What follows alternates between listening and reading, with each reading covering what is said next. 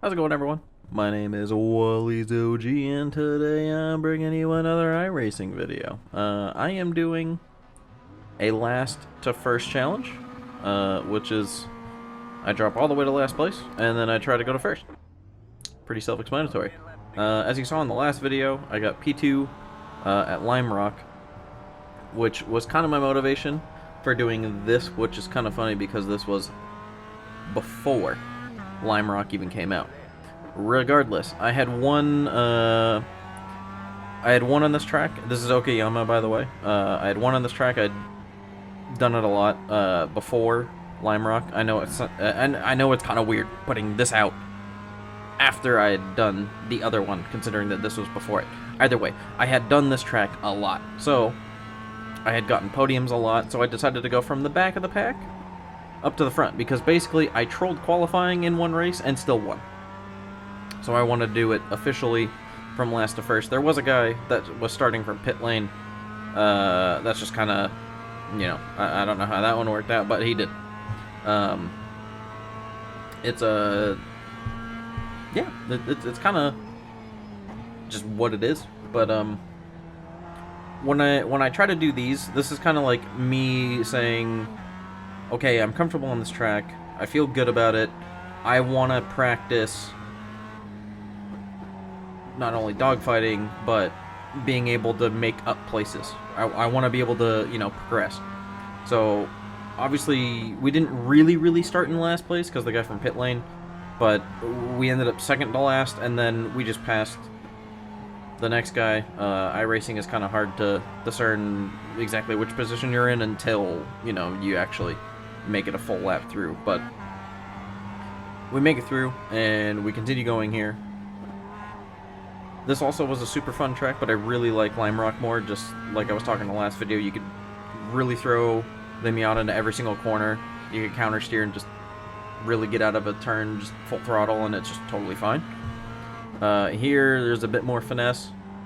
You need to LICO a lot, lift and coast. And, yeah, it was a fun one. So, as everything updated, we're now in 8th. Something that I also like doing when we're at this point too, like when we're doing these kinds of races, is you really want to analyze the people in front of you for a little bit, let them do their own thing. I know that even just watching this, I was completely like talking about something else, but just watching them, even I was like just sitting here like, oh, I'm gonna let them, you know, do their own thing. The people in front of me obviously are battling. We're lap 2 out of 10. Unless I'm gonna get caught up into something, it's fine. You know what I mean? Like, you don't need to, like, I don't need to be involved in this. I'm gonna let them do things and pick up the scraps. Exactly, like, perfectly timed. There was the guy on the left, which caused the two people in front of me to slow down too. I tried to take up this guy's inside, didn't work out. I'm gonna back out. Like I said earlier, lap 2 out of 10. There's so many more opportunities to get up in this, and that's something that a lot of, I think, like, rookie drivers need to understand too. It's a lot more beneficial too to stay behind the people in front of you, unless, like, it's absolutely detrimental. Like, I'm sorry, but that dude just straight up let everyone inside. I think his car's also damaged because he was 5th, and he's not 5th anymore, obviously. But,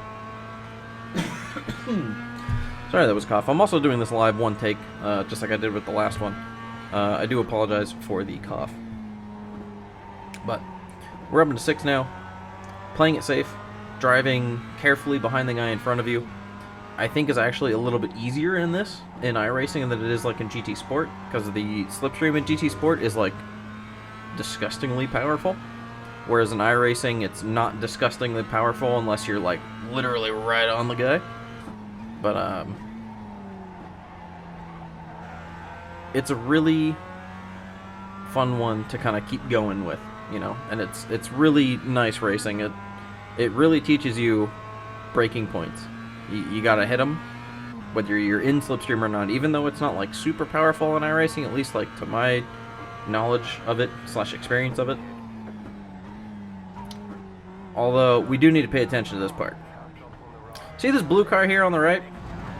This is not the last time we're going to see him. Because we see him again right there in the rearview mirror because he came in and cut across the inside. What you didn't see, and there he is right there as we pass him, because he had damage, I actually didn't. I got frustrated, and I towed back and used my quick repair. Didn't actually need to. I'm pretty sure we could have continued, but it's whatever.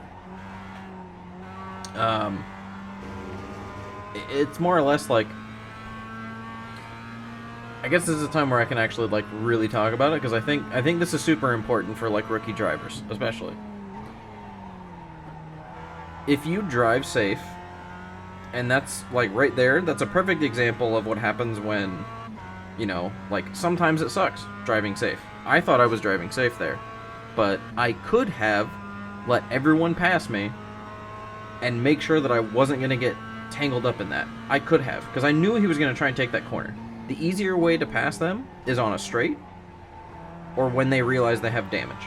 That's something that I realize now, after like, realistically I'd say like a week of iRacing under my belt. I'm still rookie in this. Like completely. Not even just in license anymore or anything like that, just straight up I'm still a rookie in this. And it's hard, but it's something that I want to continue doing also. I like sharing my thoughts just because, I guess, one, I like talking, and two, I don't really have a whole lot of people to talk to this kind of stuff about. So I'm just going to put it out on a plate, and here it is. This is my advice for rookie drivers. We're just going to put the whole video starts at 7 minutes. I'm going to put that in the description. There's 5 minutes, basically, of me talking, or 6 minutes, whatever it is, about the actual advice. Because we got to sit here for the next, like, I don't know, I just turned off my black box, and I'm not going to rewind the video because I know that's going to ruin my sync. We're doing the next whatever laps, the next 5 minutes, basically behind no one. We're in completely clean air, all that. This is the ideal, obviously. This is real practice because it's real racing situation and whatnot. Either way. My advice for rookie drivers, not just in iRacing, but in anything that involves especially like a safety rating and a driver's rating, which so far almost all the racing sims that I have done do one if not both of those things. If you drive safe, you get into the higher rated lobbies. If you are a good driver, you get into the higher rated lobbies, but if you're a safe good driver, you get into the really good lobbies. Which means good, clean, fast racing. Someone that just because, you know, you threw a late lunge up there inside, doesn't mean they're going to immediately shut the door, but also they're going to make sure that you make sure to respect their space also. And honestly, if you can do that, if you can do a late lunge, and at some point you realize, oh shit, I'm not going to actually make it, and you back out, and you let that go back, and you decide to race him again, that's awesome. And that person's going to be just as happy as you are. And honestly, I feel like that's the fun. Just because you don't make the move all the time doesn't mean it's bad. Doesn't mean you're a bad driver. Doesn't mean you're like inferior all the time. It just wasn't the move.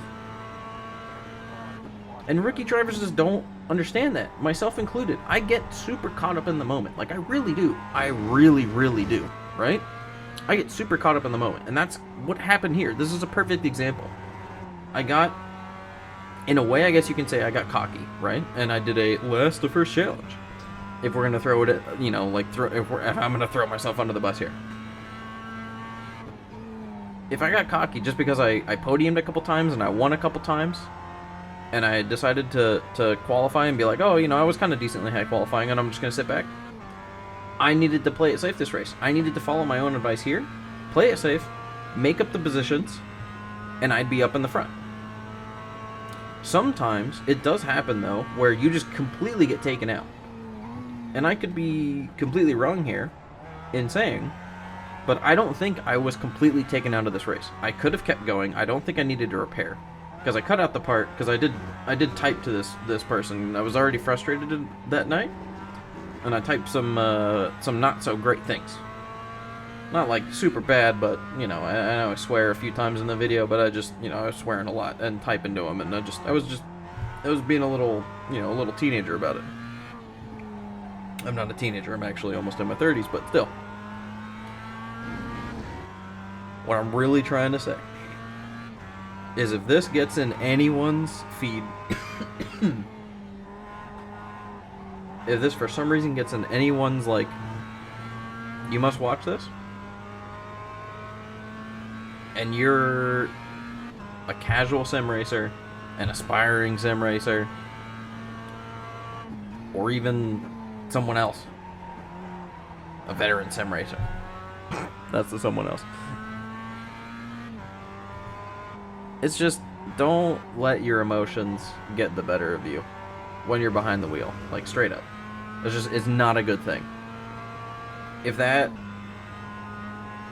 like, if you can't handle yourself, even like in a game like this, is bad, right? But the cleaner you race, the higher you place. And there's a quote that I was super late to the game when it came to, like, racing and automotive and all that, but I just recently, like, watched Rush, which, if you haven't, I highly recommend it. The story of James Hunt and Niki Lauda. Niki quotes something special here. I have it.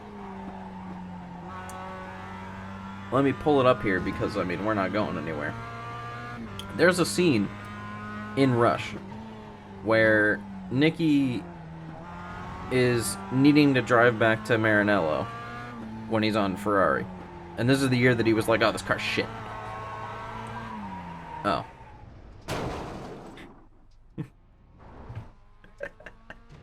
I forgot. We're at the end of the video. This is great. See, this is what happens when it's live. I'll continue the story after this one into the next one, maybe. But you know what? I can't do it, because this is what happens when you don't drive safe. Instantly into the wall. I didn't let off the throttle. Ended up in the wall, breaking my right front. We'll continue my Rush story into the next video or something. I don't know. We'll do that. Anyway, have a good night, everyone. A good morning, a good afternoon, wherever you're from. I hope you just have a good one. Please. Seriously. It's a rough one right now. Everyone needs to be happy. Love y'all.